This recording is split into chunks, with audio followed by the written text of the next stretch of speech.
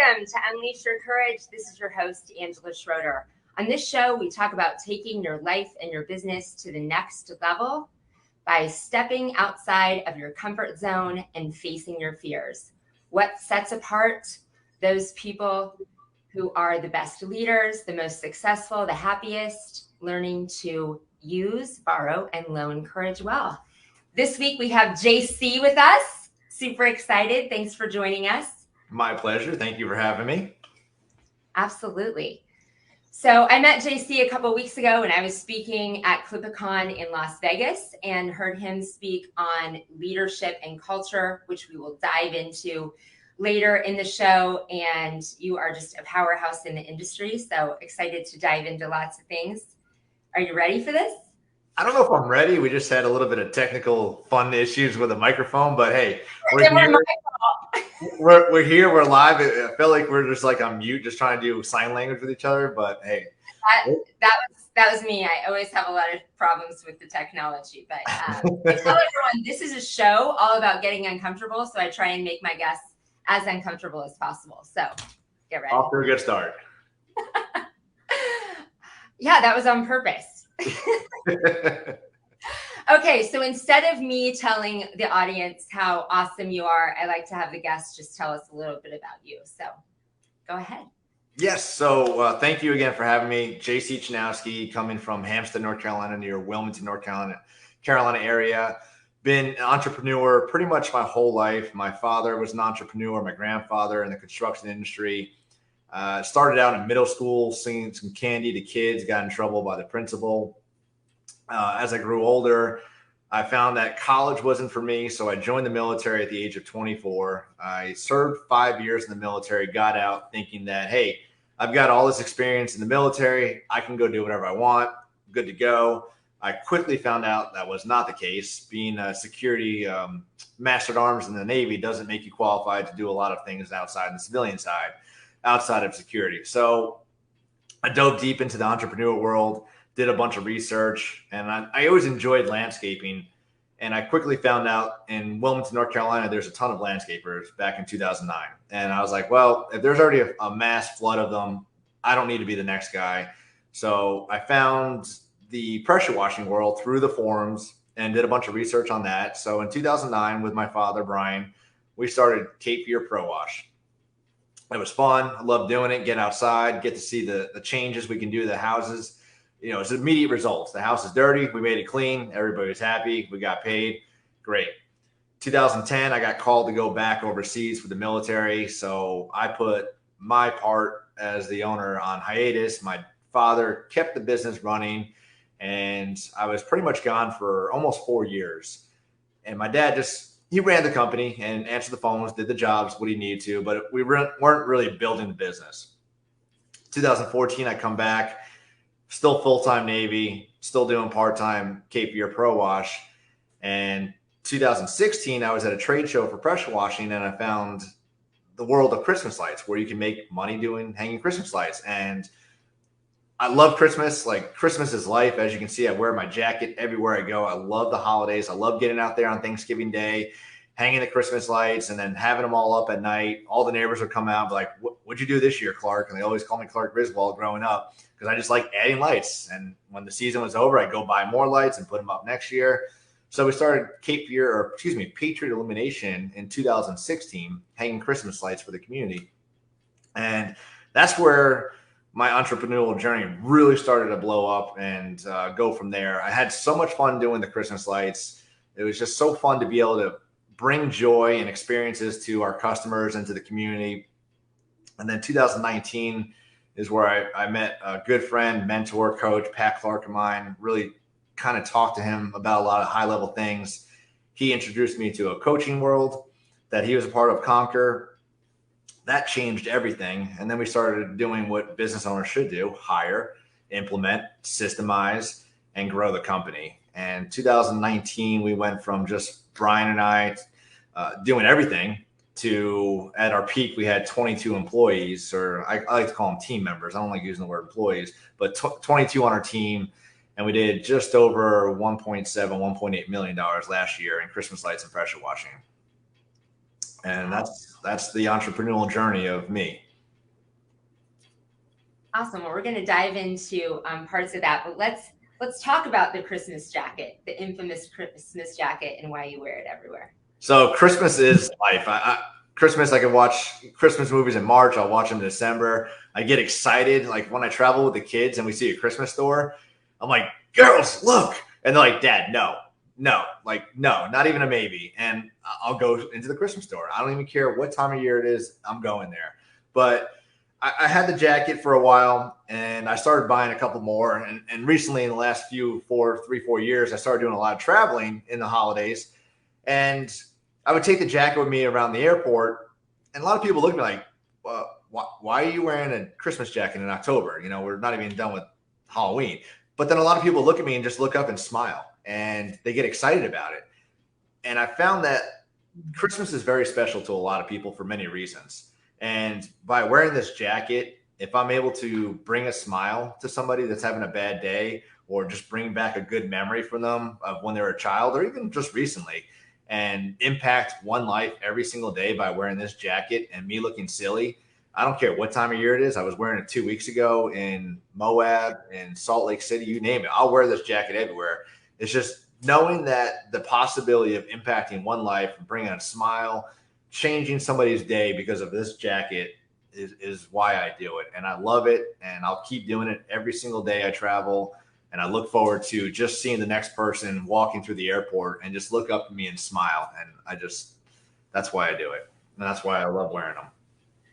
Oh, it does bring a smile. I've seen you wear it several times now, being at 2 different conferences with you. And yeah, it does automatically when I thought of them, my own experience. I mean, just looking, it's an automatic experience of smile and joy.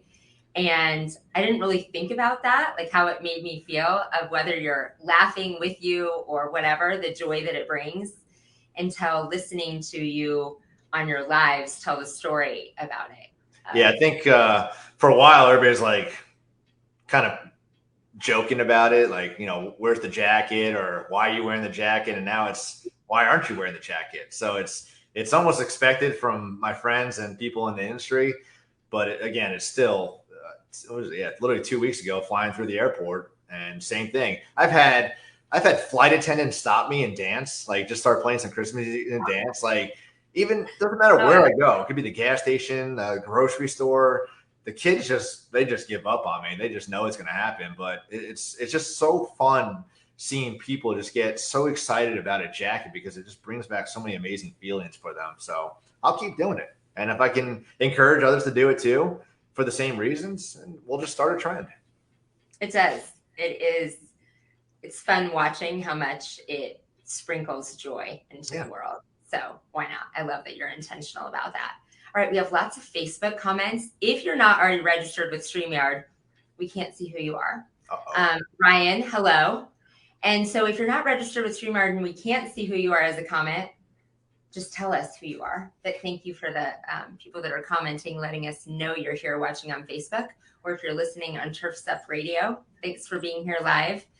If you have questions, you can feel free to drop those in the chat too, and we will try and get to them as well. So, okay, what else do I want to dive into first? Okay, your lives. I just talked about that. How you decided to get really uncomfortable recently. Yeah, so I was attending a mastermind group a couple weeks ago, a little over a week ago. 2 weeks ago now. And one of the guys was up there, he was speaking and he was talking about how he had to get comfortable being uncomfortable going live on Facebook so that he can just be able to promote himself, his brand and his company more. And he did 30 days straight of live. And this is probably March 28th, the day I was there, 27th. And I was in my head, I'm like, I couldn't do that. Like, there's just no way I'd want to get on Facebook Live every single day. What am I going to talk about? Who's going to listen to me? And it scared me. And not even a day later, I said, this is what I need to do. And I don't care how scary it is. I don't care how many people watch it, how many people don't watch it, how many people just whatever. It's just, I need to get over this for myself and do it. So I made a plan to, in 2 days from that day, to go live every single day in the month of April. And originally it was, I'll just get on there, then I'll start talking. And if somebody wants to join in, has a comment, we'll engage, bring them on. And we're going to talk about life, business, health, and family. And that was the topics I wanted to focus on. And then I opened it up. I said, hey, does anybody want to join? Come on Facebook Live and talk to me. So I opened up a little Calendly, and I had every Monday through Friday, 10:30 to 11 for anybody to join. And by the third day, every single day, Monday through Friday was booked up. And I had people saying, hey, I want to get on. Like, how can I do it? And I was just blown away with how many people were willing to help support me and want to get on live as well, because it was uncomfortable for them. And it's just been an incredible journey just to be able to sit there for 30 minutes, talk to people. We've got a little, couple questions we go through. We can talk about the basics, the life, how you became an entrepreneur, what your goals are, what you're looking to do. And then I always end it with a thought-provoking question for them just to throw them off guard. And it's just been so fun. The 30 minutes is like 5 minutes by the time we get started to finish. And it goes so fast. I feel everybody's been enjoying it. And I've had a lot of people thank me for doing it. And a lot of people want to come on because they want to break out of their comfort zone as well too. So it was for me originally, but now it's with everybody. So it's even more fun.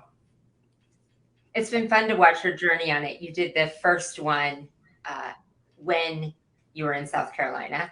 That's scared me. Yeah, that took me 30 minutes to actually hit the live button, and 6 different locations. Like, I'd set the camera up and I'm like, all right, we're going to do it. And then I'm like, no, this is not good. What if somebody walks by? And then I go inside. Then I go outside. Then I went to the gym. And finally, it was just like the finger was there and there was nothing moving. And I finally pushed live. And you can't back out of it. And I've done videos where I'll record them on my phone and I'll go through and there's 28 videos of the same thing. Like, hi, this is JC, blah, blah, blah. And I'll like say a word wrong. So we'll stop that, do it over again. And the thing about live, there's no retakes. So it was really a way for me to just get rid of that. And whatever happens, happens. If I stumble, I stumble. If I spit, I spit. If I say a bad word, we'll move on and go from it. But it's just the only way I can get over it, just finally just stop trying to perfect everything and just execute. And I'm laughing to laugh with you because you've talked about, and I saw how hard that first one was, but that's a lesson in our fear, right? The first time was really hard for you. Like, it was getting uncomfortable. It was making a choice that was difficult to embrace what you were feeling and jump to the other side. But then it was that one-time decision. You committed and you went live telling everyone you would be live for the next 30 days. So it really was just the difficulty of that one decision. And then every day from there happened from it. Yep. And like all the growth every single day, like you said, not only in yourself, how you've grown every day, and how it's become more comfortable, but how there's been that ripple effect and you encouraging and getting other people to step outside of their comfort zone. Yeah. And I did an interview with a friend of mine, Chris, on Monday, and he said to me, he's like, why are you doing this? And I'm like, I just wanted to do it. I needed to do it for me. He's like, because I'm trying to do it and I just don't think I can do it. I'm like, Chris, I didn't think I could do it either. And then I just turned the microphone on, I turned the camera on, and I'm doing it. Is it perfect? No. Could it be better? Absolutely. But again, it was about executing and not hitting perfection, but just being able to do it and work my way outside of it, being uncomfortable. I'm still uncomfortable when I do it by myself. So being with everybody helps a lot. Like Saturday, I brought my daughter on, and I think I made her really uncomfortable. But it's just, again, just do it. Like, we can't sit there and wait for perfection, because tomorrow becomes the next day, which becomes next month, which becomes, a whole nother excuse for not to do it. So I had to do it. Exactly. A one-time decision. Dave, hello. Thanks for being on with us. Okay, so you talked about people supporting you, all the people that have come along the way, and how it was surprising how many people not only were encouraging you, but wanted to join you. You said wanted to be on your show, and just that tremendous outpouring of support. So let's talk about that in your post today, or post on Facebook today, of just having a community of support that rallies around you and why that's important.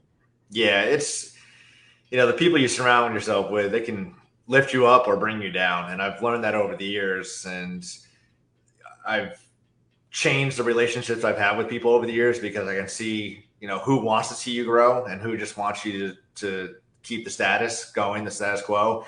And I'm really invested in my relationships and my network now and the people I'm with. And the last 6 months has just been explosive on really the last year, I should say, on the realization of how important your network is and how much impact they can have on your lives. And there's days where I just don't want to do anything. Like I don't want to do a live. I don't want to go to the gym. I don't even want to be at work some days. And I'll share that with my closest friends and they're like, JC, it's okay. Like it's going to be okay. Today is going to be a better day than it was yesterday. And just get off whatever is bothering you. Stop letting it stress you. It's not the end of the world. And they keep pushing me and just keep driving me to do better and succeed every day. And when I get little texts or reminders of people thanking me for the things that I'm doing, like just randomly, I remember it's like 3 weeks ago, while I was running, I got a text that came through my AirPods that said, "You're an inspiration to me." I didn't know who it was because I was running. I didn't want to stop. But when I got there, it ended up being a really good Navy friend of mine. And I was like, and every time I get these things, I'm like, what did I do? Like, why would you say that to me? Like, I haven't done anything. And they're like, no, it's like, you've done a lot and you don't realize it. But, the posting that you do, the videos that you do, you're really encouraging me to do better. You're inspiring me. When I'm down, you just happen to have the right post that I needed for that day. It's kind of like when you go to church. Like every time I go to church, it always feels like they're talking to me like at that moment on the exact thing that I'm dealing with. It's scary. And it's just, it just seems to be that way lately. Like the post I did today, I've had so many people reach out to me and like, yes, thank you. I need this today. So I'll keep doing it. And again, if I am able to inspire one person, motivate one person, make one person's day even better, then I succeeded for that day and I'm happy. I love that. Yeah. It is our choice as we step out in bravery about you never know who's going to be inspired by that act of bravery or what you did or your choice to today be vulnerable. I think your post was, about vulnerability as well. And being uncomfortable, being vulnerable encourages other people to be able to do the same about that. But totally believe in the power of a tribe. And I talk a lot about that community and how important it is in things like you've just talked about, that it's important to have people that are cheerleaders in your life and that support you and want to see you win. And that's the easy part. It's really important, as I've learned more in the last few months, of having that tribe that is there and has your back when things aren't okay. Oh, absolutely. And those people that it's okay to say I'm not okay. And like you said, those people that'll pick you up and still sit with you in the trenches. And that determines, how fast you can bounce back, and the level of your ideas as well. Yeah, there's nothing worse than having the bad days because everybody wants to celebrate the wins, but nobody wants to talk about the bad or the losses or the failures. So it's really crucial to identify your supporters and the ones that you can go to on the bad days. It was last week. I had a really bad day. I reached out to somebody and I was like, I don't know what I'm doing right now. Like I just, like I said, I need a hug. Like it's just not a good moment right now. And thankfully the person reached back and said, it's okay. It's going to be okay. And just that little bit right there was enough for me to say, you're right. This is just get this out of your head and keep moving. So. And important to have those safe spaces because not everyone is what I learned. Not everyone in our life as entrepreneurs, especially as successful business owners, I think we learn that people without that same mindset aren't necessarily a safe space to share, one, our dreams, right, because they squash them, but definitely not a safe space to say, hey, I'm not okay. This thing bothered me, because they didn't think we'd make it anyway. Yeah. They don't have the same mindset or same thoughts. And so as soon as you say, I'm not okay, they're like, yeah, I told you it wasn't going to work. You shouldn't have taken that risk. You shouldn't have done that big thing. Yeah. And so I would say, like, part of the reason why I did the post today and some of these other posts when I do talk about being down is because everybody looks at the good and they think that everything's perfect. And they're like, oh, he's got the perfect life and he's doing all this stuff and everything's got to be great. But in reality, it's not. Like, we all have the same struggles. We all have the same issues. We all go through goods and bads. Some have depression, some have ups and downs, manic, whatever it is. So it's important for everybody to realize that you're not alone.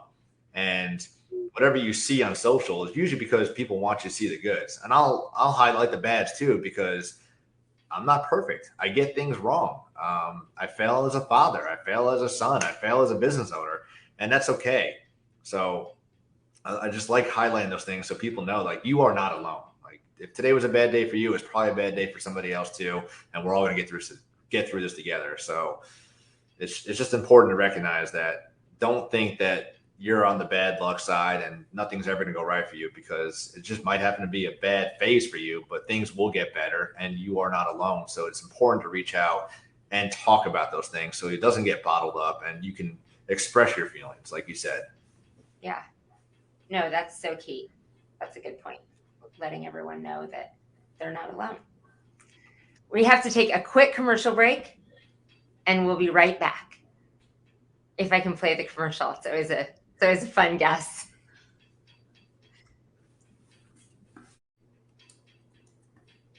And we're back. Ooh. I don't know why it always amazes me I play a commercial successfully. It's like awkward silence there.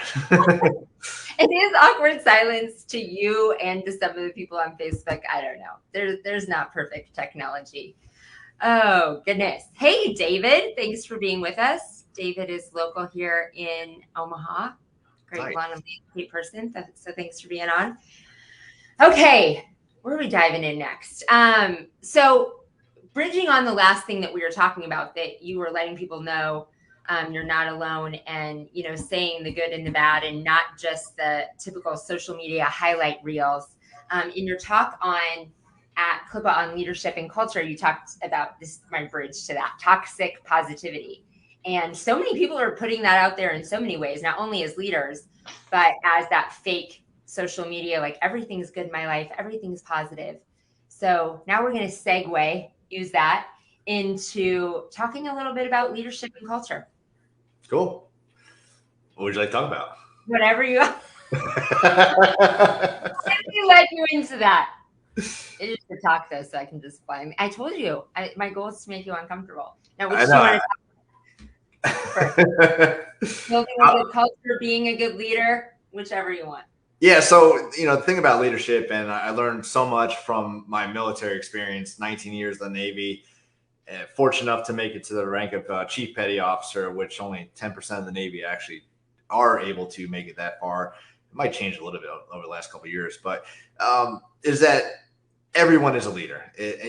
You know, when you join the military, you're not waiting until you're an E4, E6 to become a leader. As soon as you go to boot camp as an E1, you become a leader. It's whether or not you want to step up and take charge is up to you, but you have the opportunity to become a leader and to develop your leadership skills. So I've seen 18-year-olds lead 30-year-olds in the military.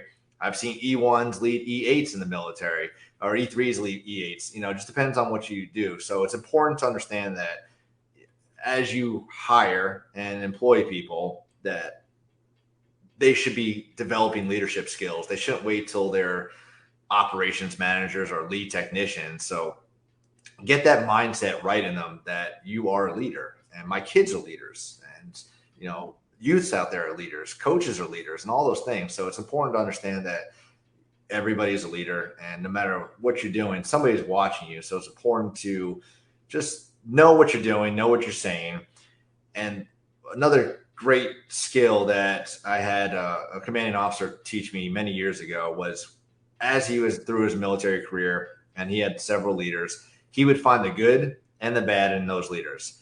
And he would take the good and make sure that he developed those skills to become just as good, if not better. And then he'd find the bad, make sure he's not doing that, and also make sure that in the future he was not using those traits or skills to be a bad leader. Because sometimes we think we're doing everything right. And we talked about the toxic positivity. I love being happy. I love being excited about things. When things are going to hell, I'm bringing unicorns and rainbows and we're just going to make it all happy. But that's not always a good thing. Sometimes you need to talk about the bad, and you need to express the concerns, because other people think differently than you do. So to bring it to their level and to address it at their level is important, to just other than saying, oh, it's okay, don't worry about it, the world's on fire, but we'll get through it, and just put those feelings away and just keep pushing forward. So it's important to recognize those things. And I just learned about this a couple months ago about toxic positivity, and it's such a cool thing to learn about because I thought I was doing everybody a favor, and it turned out it was not a good trait. So now, bye-bye toxic positivity. If things are bad, we're going to talk about the bads and figure out how we can get through it. So just, knowing what's a good leader, communication is one of the biggest ones, because I see a lot of people fail as communicators. One, they don't listen. It's just me, me, me, me. I'm telling you what to do. This is how we're going to do it, and I don't care what you say.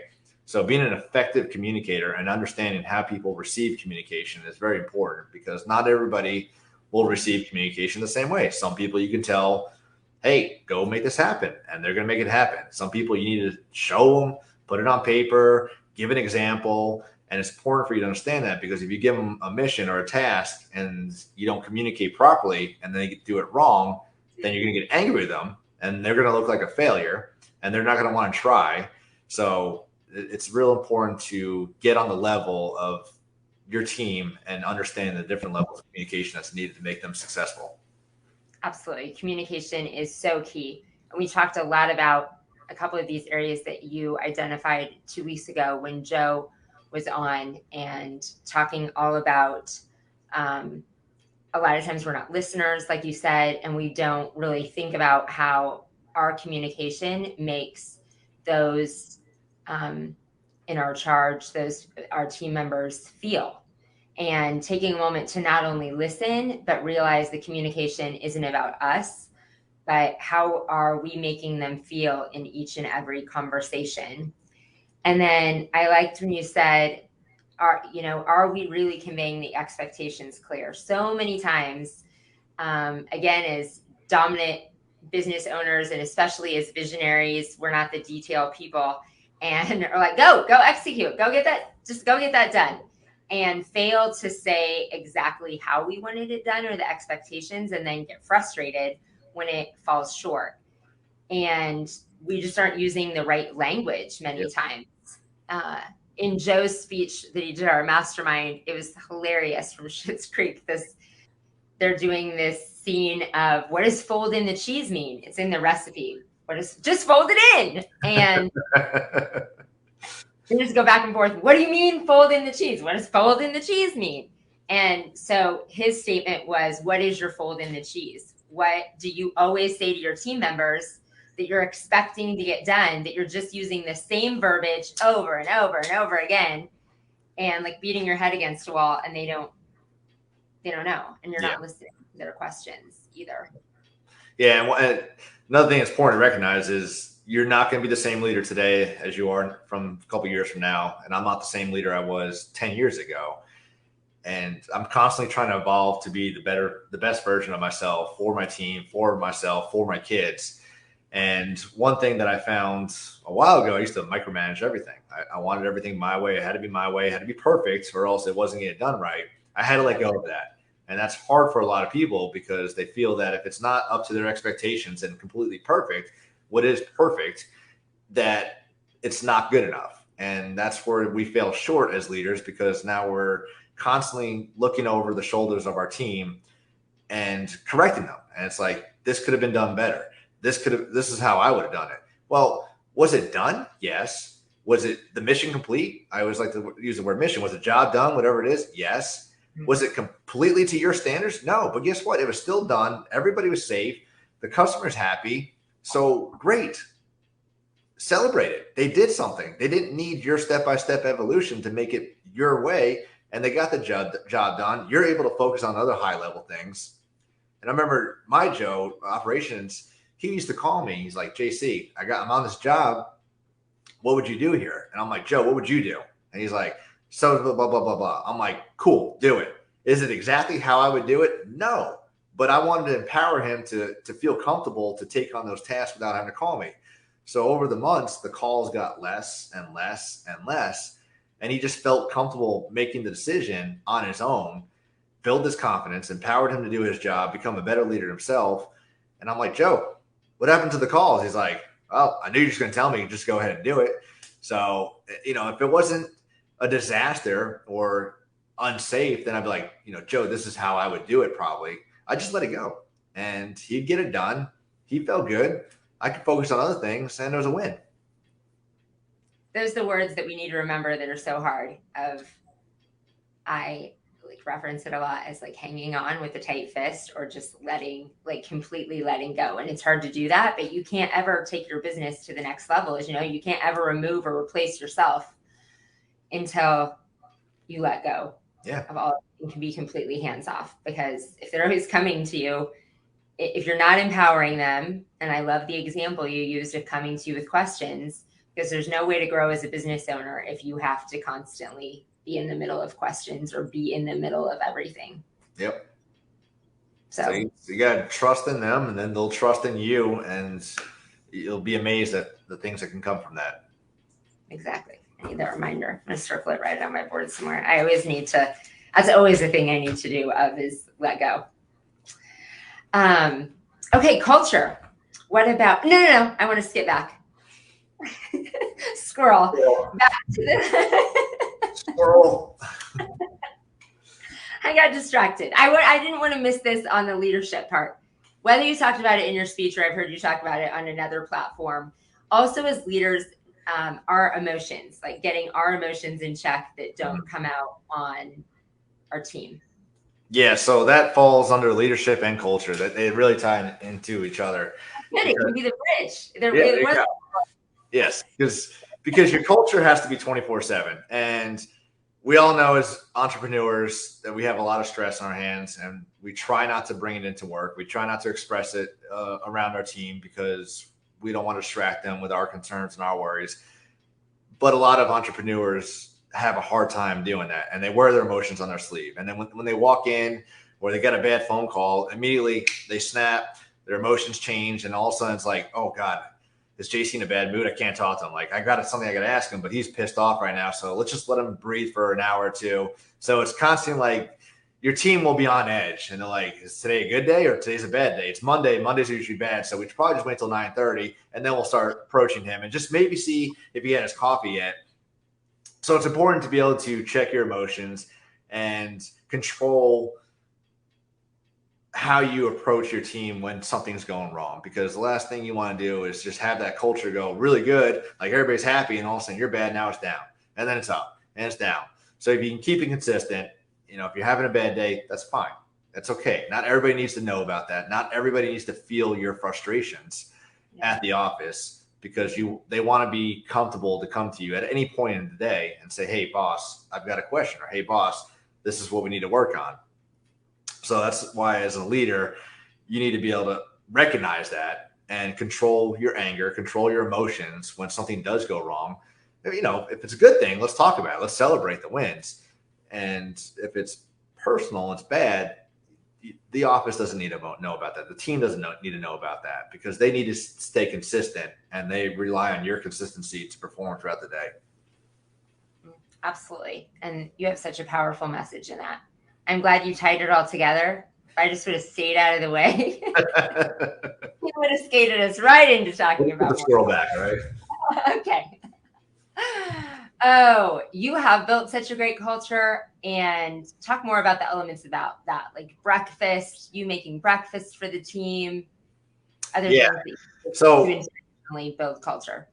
Culture is important. You're going to have it whether you want it or whether you don't want it. And it's more important to be intentional about it and have it, because I've seen a huge shift over the last 10 years on the focus of how much money I'm about to make an hour, or how's the culture in the company. We've seen people leave for more money and then say, hey, I want to come back because that dollar, that $5, whatever it was, it wasn't worth it.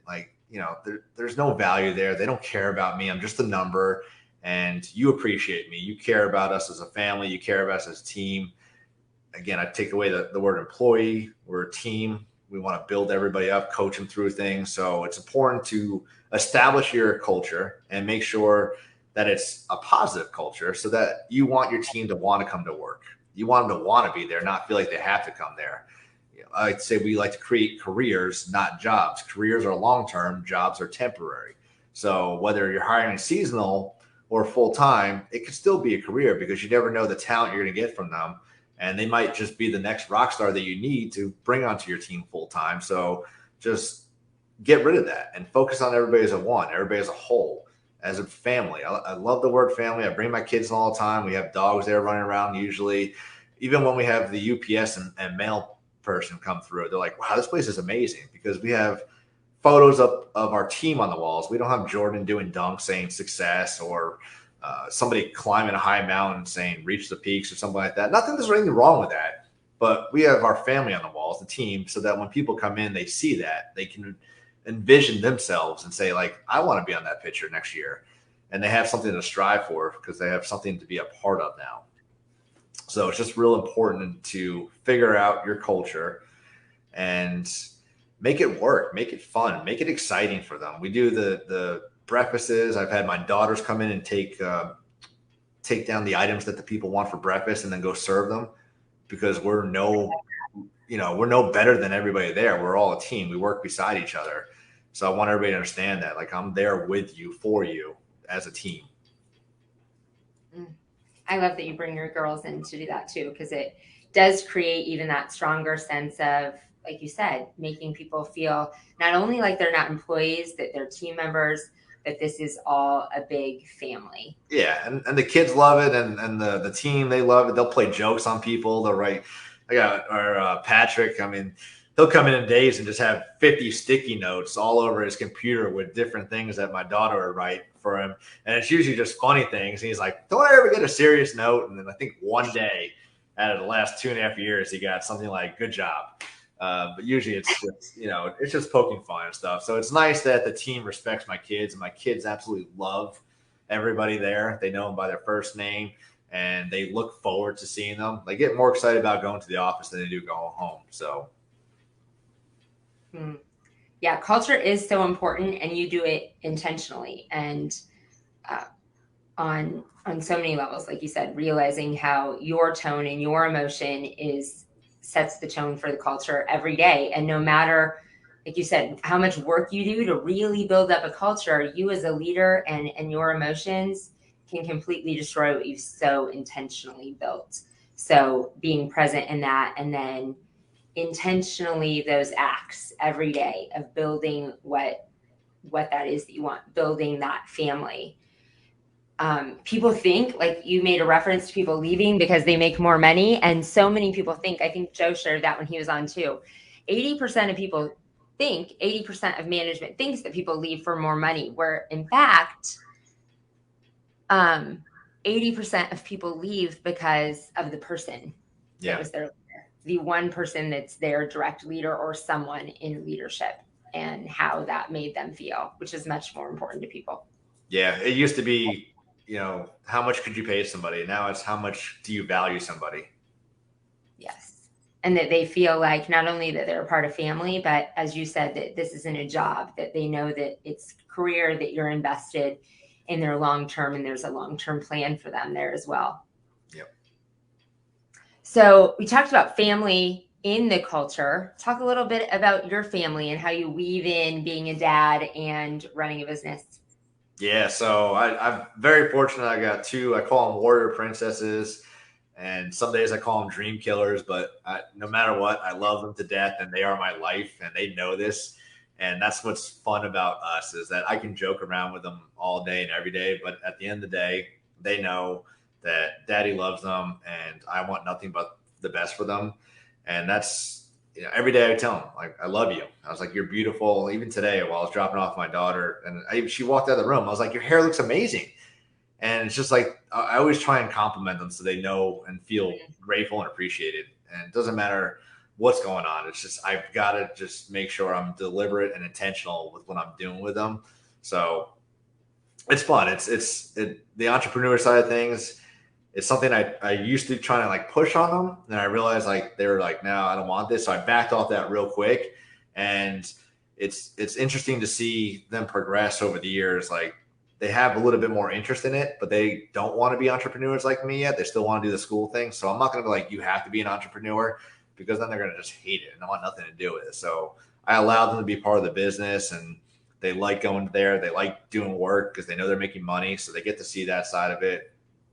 And it's important for me for them to be able to see both sides of the spectrum. Like school is good and serves a purpose. But I'm not going to throw out like random degrees that just serve no purpose because I don't want to insult anybody today. But it's not for everybody. And I've tried school, and school was just not for me. I don't like it. I don't like books, and it just was not for me. So I want them to see that school is important, and it can play an important role in your life. But on the flip side, you can be brilliant and be an entrepreneur and be very successful without school too. So I'm going to leave that up to them to decide what they want to do. I'll support them either way. I just won't pay for their school, but I'll pay for their entrepreneurship. So, but no, it's just, it's important for my kids just to see life through an open lens. And I don't filter out the BS. I don't filter out the bad in life. I want them to be aware of what's going on out there and know that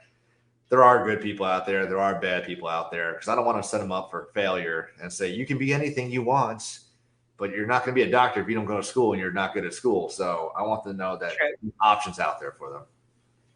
I think on being kids of entrepreneurial parents, since my kids have been on that journey too, it is a lot about what is taught, not necessarily what's taught of what we say, just how much of they see our lifestyle, how hard we work, the different things. And my kids being on the other side of that, Hildy, I say all the time, she must not be in here live because she hasn't made a comment. Usually she's quite chatty in the box. But says to me often, I'm not sure if you work all the time and you're always working or whether you don't ever work. Yeah. I just can't figure it out. Yep. I get that. And that's the ultimate goal, right? I am always committed to my business, but I love it so much that it's my life. And I don't know if they've quite figured out if they want to be entrepreneurs yet or what they want to do, because they see the power of, that's been their whole life of seeing a parent not working for someone and creating something, seeing that creation, seeing you be able to design your life and design your life around them and be, like you said, intentional with them. So it's interesting. I think it's interesting watching my own kids. I think it's one of the most interesting things, watching kids of entrepreneurs grow up and figure out like, oh, what is this? Yeah. And it's hard because most of their friends, their parents are working the 9 to 5. And again, there's nothing wrong with that. No. Maybe we're the weird ones by doing the entrepreneurial side of things. And I wish we had some more entrepreneurial families in the area that I could associate, like they can hang out with and just understand, like, Daddy's really not that weird. Like, he's got a lot of freedom. He can do pretty much anything he wants. He gets to do with you guys. And it's just, they'll see it one day. It's just now it's hard when they're 10 and 12, 13. Yeah. Wow, 13. Yeah. They will see it and they'll see it. And then, like I said, be on the other side, like my kids trying to map it out of like, all right, I guess you don't get that much freedom working for someone else. Yeah. But then deciding what business they want to start. That was me. I was raised by an entrepreneur. And then I'm like, well, I want to be an entrepreneur, but what is it I want to do? And that's the bad thing, is they don't teach it in school. It's like school education. That's all you're going to do. Don't even think about starting a business. So the system sets them up for failure to figure out those things. So that's why it's important for us as parents to set our future up for success by teaching these life skills. Yeah, absolutely. So, okay, where am I going to go? Like, how does time go so fast? I'm like, oh, we only have a few minutes. If you have any questions, anyone in the Facebook, it's your last chance to ask questions. I want to get to Beyond the Bulbs and other things that you have coming up. So tell us about that. Yes. Beyond the Bulbs, super exciting for that. Obviously, I love Christmas. I love everything about the Christmas lighting industry. I've been surrounded with some very successful, amazing people that are in my network. And we found that there was a void or something missing to help people grow their companies and to stay focused throughout the year. With the Christmas light industry, it's very fast paced. We have a very short window. Usually it's September to January. And then we're cramming all this stuff in there. And once January is done, we're just breathing. and we don't even think about anything other than breathing and our second business. So the months go by, July, August comes, and we're like, wait, what just happened? The year's gone. I didn't get anything done. I didn't market. I didn't reach out to old customers. I didn't find new customers. So Beyond the Bulbs is a mastermind group with 3 amazing partners of mine, Brett, Ryan, and Matt, where it's a collective of individuals to work together, to hold each other accountable, to keep us focused throughout the year and help us on the shortfalls with the hiring, the marketing, the ordering, the installs, and just really help people get to the next level that they want to get at with their company in the Christmas light industry. So it's starting May 1st. We'll be going live with it. And it's going to be a great resource for anybody in the lighting industry to become a part of. And we'll eventually have different levels for everybody. But right now we're starting at like the middle level to get everybody in, get a feel for the Beyond the Bulbs, set the standard for the curriculum, and then just watch everybody just hit those milestones throughout the year and not get to November and like, what just happened? I should have done this 6 months ago. Well, Beyond the Bulbs will be there for you all year now. What an excellent, an idea and program that you guys are carrying through to mentor other people coming through the space and create a program and an opportunity. So many people don't know where to reach out, as we talked about community and guidance and mentors and all the things earlier, to put something out there to give people an opportunity. Like, you've done it, you've learned from the mistakes, and for you guys to come together and offer an opportunity for people that are younger in the industry, that are just starting out or at the different levels, to get to where you are faster and take those obstacles out of the road, get guidance, like you said, not end up wondering, why didn't I get all the pieces put together? If I had this resource years ago when I first started my lighting journey, I would have avoided so many mistakes. We'd have been way ahead of the learning curve where we are now, and 7 figures would have been easy a lot sooner than just making the same mistakes that people made over and over and over. But I had to learn the hard way. So I would so much rather pay somebody to avoid those mistakes and accelerate that journey. Yeah, accelerate the journey, and then provide that sense of, other people that are doing it, that you're not on your own in that mastermind community. Like, not just you guys as great leaders and mentors and learning that, but being a part of a group of other people as well. I just think sometimes before all these new opportunities, I, as a young entrepreneur, always felt so isolated. Mm-hmm. Like, where is there to go for help? Yep.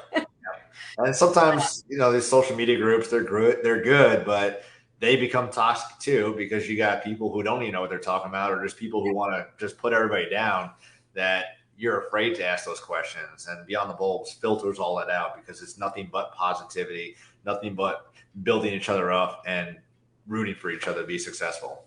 So I love it. And where are people finding more information, or when are you announcing? Tell us all how they can learn more. Yeah, so we're working on the website right now, beyondthebulbs.com, but we'll be officially launching May 1st. So hopefully by Wednesday of next week, the website will be ready to go and have more information below in the website to talk about what we're doing. But right now we're in the process of screening everybody. It's not anybody can sign up. So we are going through and screening everybody for this, because we want to make sure that we're bringing in quality and people who are trying to achieve goals and have ambitions to do more. Awesome. We'll post that all in the show notes once it comes out. Backtrack and do that, and we'll be sharing that as well. Hildy, who is the Facebook person now asking questions? I told you she'd be blowing it up, and I'm guessing it is. Hildy in the Facebook chat. Yeah, it's gotta be her. Listen, whoever the person is, if you don't register with StreamYard, you can't tell who your name is. And if you don't know the story about the jacket, you weren't listening to the beginning of the episode. So you had to be on for that. Are those anyway? Oh, I'm maybe glad she wasn't on the whole episode. Okay, so I'm going to let you share parting words instead of, I debated. I could have a whole list of firing you, rapid fire questions. Yeah, I see red in there. Red's never good. I love your questions for your guests at the end of yours. Like, let's ask a random life question and have you answer it. I love that. It's thought provoking, gets you caught off guard, and makes you think for a second. Well, okay, I might ask you one, but before I do that, any parting wisdom you want to leave with the audience? Yeah, I mean, the big thing I've learned over the last year, I've done a lot of personal growth and exploring things, and just knowing that there's tons of resources out there, and you need to look into it and ask. You can't just sit there and expect somebody to come to you with the answer. If you're not asking, you're really just failing yourself. It's okay to fail, which is really important to understand, because we fail often. And when I like to tell everybody, you're going to fail forward, learn from it, teach your team about the mistake or the failure and how you can avoid doing that in the future, because it's a learning experience for everybody. And have fun. If you're not having fun in life, why are you doing things? For me, if I'm not having fun at work, if I'm not having fun with the kids, we make fun into things. And just because it's a job doesn't mean you can't have fun. As long as the mission's getting complete, you can still have fun doing it. So everybody likes to have fun. Remember that as part of your culture, or should be part of your culture. So explore that option on how you can have fun at the office or in the field, whatever you can, and just enjoy life. Life's short, and there's so many great opportunities out there for everybody. So reach out, network, ask questions. And if you have anything about the Christmas light world or anything, you can reach me on Facebook, Instagram. I don't know how that works yet. I'm still trying to figure that part out. And I think we might have a TikTok for me. I don't know, but Facebook's easy. And yeah, thank you. Is that the next uncomfortable TikTok? I don't have TikTok. That's just scary. I know it's important to get on there, but for me, like, the TikTok mindset for me forever was just completely wrong, I guess. I don't know. I didn't want to deal with it. And I don't know that it's scary. It seems annoying. It seems like one more. I'm comfortable right now. I don't want to get uncomfortable again. Well, that was going to be your choice to answer. What is the next uncomfortable thing you need to do? You can answer that or not. Or I was going to steal your question to Megan of, if there's one person you could eat dinner with, past or present, and what would you eat? It'd be my grandfather, and he passed away 20 something years ago, probably longer than that. And I was close with him, but not super close. But I'd love to sit down with him and just show him what I'm doing. And because of him, my father was an entrepreneur. Because of my father, I'm an entrepreneur. So I'd love to thank him and just make sure that he's proud of what I'm doing today. Oh, I love that. Thanks. What would you eat? That was the second part. Probably kibasi and eggs, because was his favorite meal, or meatloaf that my grandmother makes, which is really awesome with ketchup on it. Oh, yeah. That's a great story. Do you want to answer what's the one next thing you need to do to get uncomfortable? Ooh.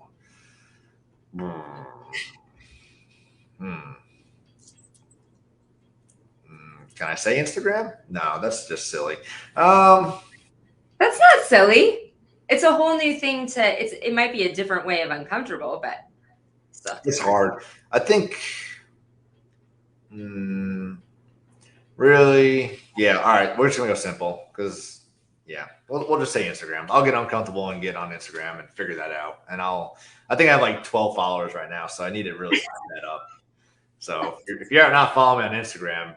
And that's not an easy answer. It's a whole nother platform. It's a whole nother growth. It's a whole nother trying to get people engaged with you. It's uncomfortable on a lot of levels. Oh, I'm super lazy. Like, everything you see on Instagram is automatically shared from Facebook. So I need to figure that out, because I see so many cool things being done with Instagram. So I'll dive deep into Instagram, and let's say, what's today? April. By May 1st, I want to have 500 followers. So follow me. I think it's JC_Chanowsky. I appreciate that. Make my life easy. Show me how to use Instagram. Tag me. I don't care. We'll figure it out together. Okay. You just put it out there. So that's your next thing. Well, thank you so much for being a guest. This was a great time. I knew it would be. But we appreciate all the wisdom that you shared with the audience. I am honored to be here. I look forward to getting on again in the near future, and I'm sure we'll see you soon. All right. Thanks, everyone, for joining us live, whether you are on Facebook or with us on Turf's Up Radio. We're here every Wednesday live at 4:30. Make it a great week. And what is one thing you need to do this week to get uncomfortable?